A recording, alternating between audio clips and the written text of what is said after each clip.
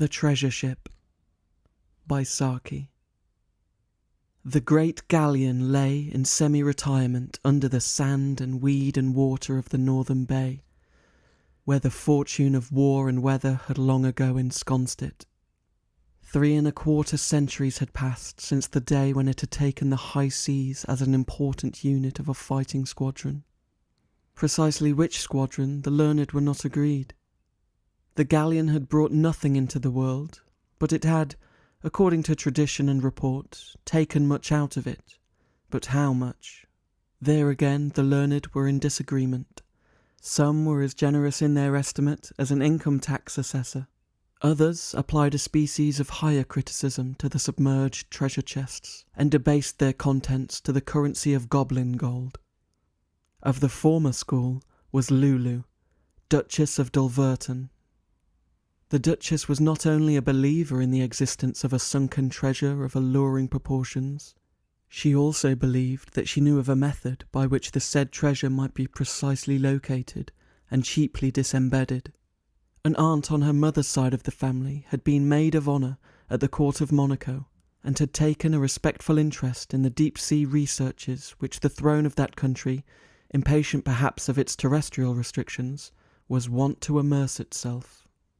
It was through the instrumentality of this relative that the Duchess learned of an invention, perfected and very nearly patented, by a Monegascan savant, by means of which the home life of the Mediterranean sardine might be studied at a depth of many fathoms in a cold white light of more than ballroom brilliancy.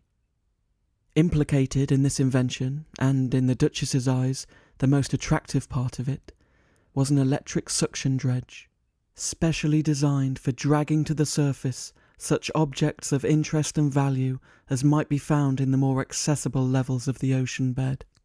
The rights of the invention were to be acquired for a matter of 1,800 francs, and the apparatus for a few thousand more. The Duchess of Dulverton was rich. As the world counted wealth, she nursed the hope of being one day rich at her own computation. Companies had been formed and efforts had been made again and again during the course of 3 centuries to probe for the alleged treasures of the interesting galleon. With the aid of this invention, she considered that she might go to work on the wreck privately and independently. After all, one of her ancestors on her mother's side was descended from Medina Sidonia, so she was of the opinion that she had as much right to the treasure as anyone. She acquired the invention and bought the apparatus. Among other family ties and encumbrances, Lulu possessed a nephew, Vasco Honiton, a young gentleman who was blessed with a small income and a large circle of relatives, and lived impartially and precariously on both.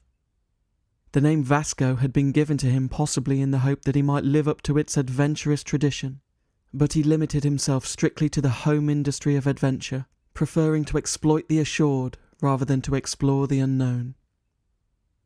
Lulu's intercourse with him had been restricted of recent years to the negative processes of being out of town when he called on her, and short of money when he wrote to her. Now, however, she bethought herself to his eminent suitability for the direction of a treasure-seeking experiment. If anyone could extract gold from an unpromising situation, it would certainly be Vasco, of course under the necessary safeguards in the way of supervision. Where money was in question, Vasco's conscience was liable to fits of obstinate silence. Somewhere on the west coast of Ireland, the Dulverton property included a few acres of shingle, rock and heather, too barren to support even an agrarian outrage, but embracing a small and fairly deep bay where the lobster yield was good in most seasons. There was a bleak little house on the property, and for those who liked lobsters and solitude, and were able to accept an Irish cook's ideas as to what might be perpetrated in the name of mayonnaise, Innisgluther was a tolerable exile during the summer months. Lulu seldom went there herself, but she lent the house lavishly to friends and relations, and she put it now at Vasco's disposal. "It will be the very place to practice and experiment with the salvage apparatus," she said. "The bay is quite deep in places, and you will be able to test everything thoroughly before starting on the treasure hunt." In less than 3 weeks, Vasco turned up in town to report progress. The apparatus works beautifully, he informed his aunt. The deeper one got, the clearer everything grew. We found something in the way of a sunken wreck to operate on too. A wreck in Innisgluther Bay? Exclaimed Lulu. A submerged motorboat, the Sub Rosa, said Vasco. No. Really?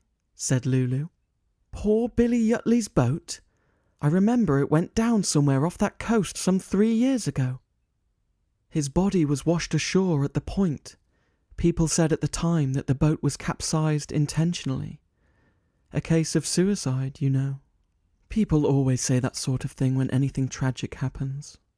In this case, they were right, said Vasco. What do you mean? Asked the Duchess hurriedly. What makes you think so? I know, said Vasco simply. No? How can you know?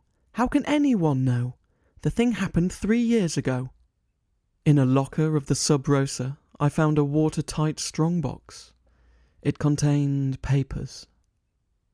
Vasco paused with dramatic effect and searched for a moment in the inner breast pocket of his coat. He drew out a folded slip of paper. The Duchess snatched at it in almost indecent haste and moved appreciably nearer the fireplace. Was this in the Sub Rosa's strongbox? She asked. Oh no, said Vasco carelessly. That is a list of the well-known people who would be involved in a very disagreeable scandal if the Sub Rosa's papers were made public. I've put you at the head of it. Otherwise, it follows alphabetical order. The Duchess gazed helplessly at the string of names, which seemed for the moment to include nearly everyone she knew.